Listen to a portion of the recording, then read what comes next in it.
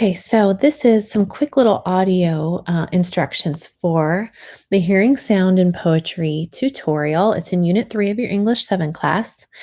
And if you're doing the study guide, then you found this link, obviously. So, real quick, I'm starting off on slide 8. So, you can just listen to all of this and then go through and fill in the study guide, or you can pause the video and fill in the study guide as I go. But basically, this tutorial is all about the sound of poetry. So, reading it doesn't really help. Reading it out loud really does help. So, I thought I'd read this because this slide's important. It says, have you ever listened to a heartbeat with a stethoscope or tapped your foot to the beat of a song? In both cases, you've probably noticed that sound has this pattern, a steady pattern, like your heartbeat has a da da da da da pattern. This is called a rhythm. In poetry, rhythm depends on the sounds of the syllables in a line. A syllable is the smallest little piece of a word. Like if I said the word um, rhythm, that has two syllables. Rhythm. Okay. For example, the word table contains two syllables. Table. When we speak, we tend to stress some syllables more than others. For example, in table, T is stress and bowl is unstressed. So in other words, it's a part of the word that we hit a little harder than the other. Table. Te is strong, bowl is kind of passive. Okay, so knowing what stressed and unstressed is in poetry is what this whole tutorial is all about. Okay, so let me go to the study guide real quick. They give you an example right here. It says tips for your test when reading poems and trying to discover how many feet or how many stressed or unstressed syllables are in a line. Try clapping your hands or tapping your feet when you see the bold part of a word or syllable in your test. So, for an example, right here it says, I found a dimpled spider, fat and white.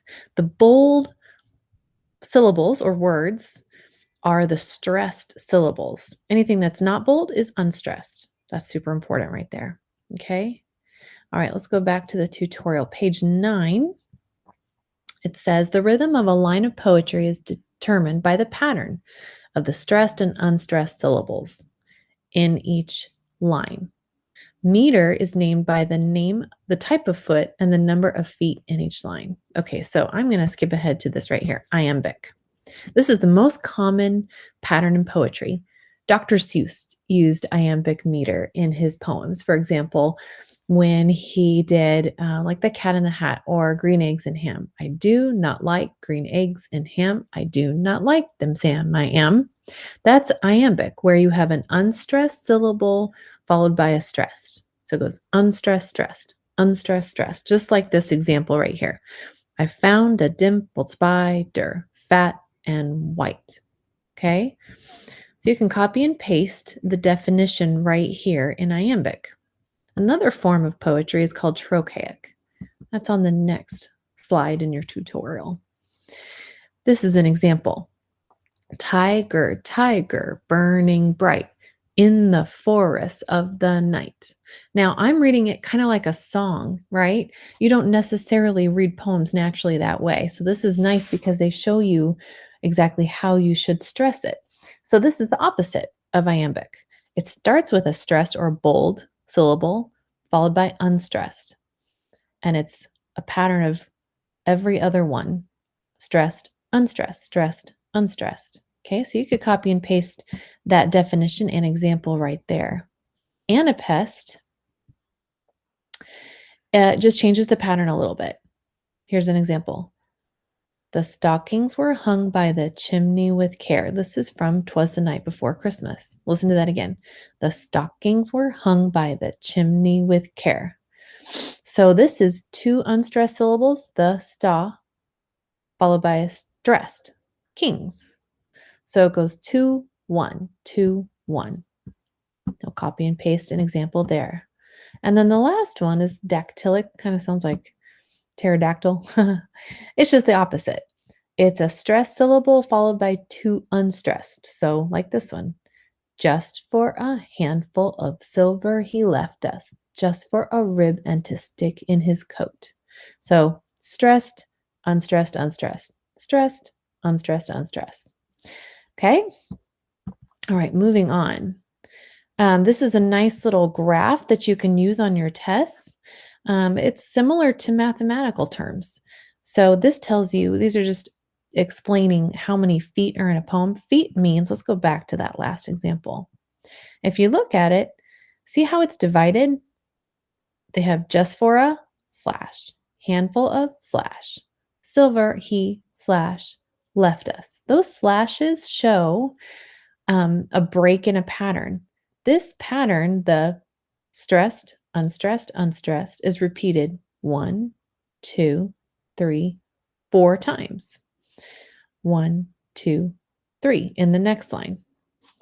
That's how to determine how many number of feet are in a poem. Let's look at another example. Let's go back to this trochaic example. Tiger, tiger, burning bright. If you look at it, see how many times it's divided? It's kind of like looking at a fraction. It's divided 1, 2, 3, 4 times. 1, 2, 3, 4 times. Same here. 1, 2, 3, 4 times.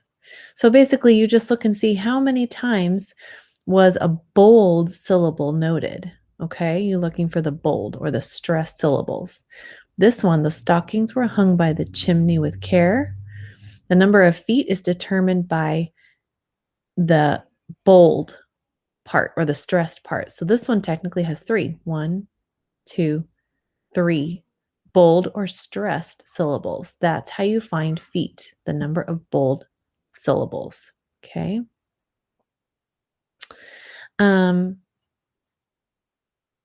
Moving on, slide 23 is an important one. It's important that you know end rhyme, which is what this one is. So on slide 23, you should skip ahead and find an example of something with end rhyme. End rhyme is like, again, Dr. Seuss. So like this example right here. Nature's first green is gold, her hardest hue to hold. End rhyme is when the last words in lines rhyme with other last words in lines. So gold and hold rhyme with each other. The end of the line rhymes with the next end of the line. Pretty simple to understand there, I hope. Okay.